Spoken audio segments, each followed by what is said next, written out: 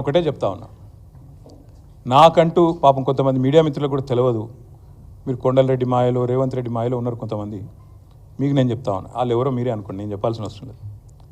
ఈ మాయలో ఉన్న వాళ్ళు ఎవరైతే ఉన్నారో నాకంటూ ఏ ఫామ్ హౌజు లేదు, స్పష్టంగా చెప్తా ఉన్నా. నా మిత్రుడు ఒక ఆయనకి ఫామ్ హౌస్ ఉంటే నేను లీజ్ మీద తీసుకున్నమాట వాస్తవం. ఒక 7-8 ఏళ్ళ నుంచి లీజ్ మీద ఉన్నమాట వాస్తవం. ఒకవేళ అది ఎఫ్టీఎల్లోనో బఫర్లోనో ఉంటే నా మిత్రుడికి నేను చెప్తా, దగ్గర ఉండి అవసరమైతే నేను కూడా పోయి, ఎందుకంటే నేను లీజ్ మీద ఉన్నా కాబట్టి అక్కడే ఉండి నేను దగ్గరుండి కూలగొట్టించి వస్తా. ఒకవేళ అందులో ఏమైనా తప్పు ఉంటే ఎఫ్టీఏలో బఫర్లో ఉంటే నేనే దగ్గరుండి కూలగొట్టించి వస్తా. కానీ నేను కాంగ్రెస్ ప్రభుత్వాన్ని ఒక మాట్లాడుతూ ఉన్నా, సరే ఇలా ఏమైనా తప్పు ఉంటే కూలగొట్టరు, నో ప్రాబ్లం, కూలగొట్టండి, దానిలో నష్టమేం లేదు, వెల్కమ్.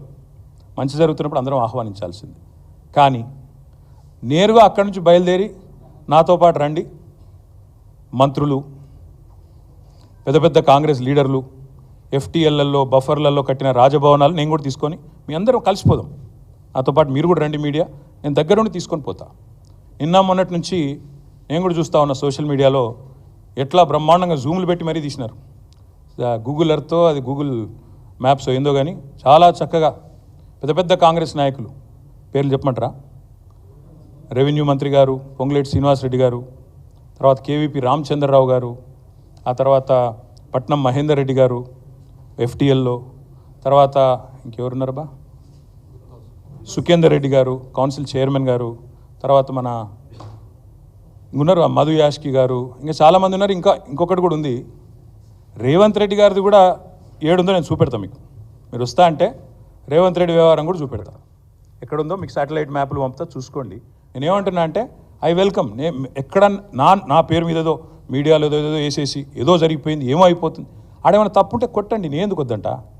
వెల్కమ్. నా పేరు మీద ఏ ప్రాపర్టీ లేదు, లీజ్ మీద నేను ఉన్నాను. మా ఫ్రెండ్ నన్ను తిట్టుకుంటాడు కావచ్చు ఈ మాట చెప్పినందుకు, ఇంతెందుకు మాట్లాడినారో నాయన నువ్వు అని, జీవితాంతం తిడతాడు కావచ్చు, పర్వాలేదు. నేను తప్పు జరిగితే దాన్ని కూల్చడంలో నేను దగ్గరుండి సహకరిస్తా. ఆడికెళ్ళి అట్లే కలిసిపోదాం. అదే హైడ్రానో అమీబానో ఏదో ఉంది కదా, దాన్ని తీసుకొని ఆడికెళ్ళే పోదాం. పోయి సీదా మనం పొంగులేటి శ్రీనివాసరెడ్డి గారితో మొదలు పెడదాం. ఎందుకంటే మంత్రి గారు కదా, వాళ్ళ తమ్ముడు కూడా అక్కడే ఉన్నాడు ఎఫ్టీఎల్లో. కూలగొడదాం, చలో. ఒకటే రోజు మనందరం ప్రజలకు పారదర్శకంగా ముందుండి నిలబడదాం. మీరు మేము, నాకు ఎలాంటి ఇబ్బంది లేదు, ఎలాంటి అభ్యంతరం లేదు. If they want to take some action, let them take.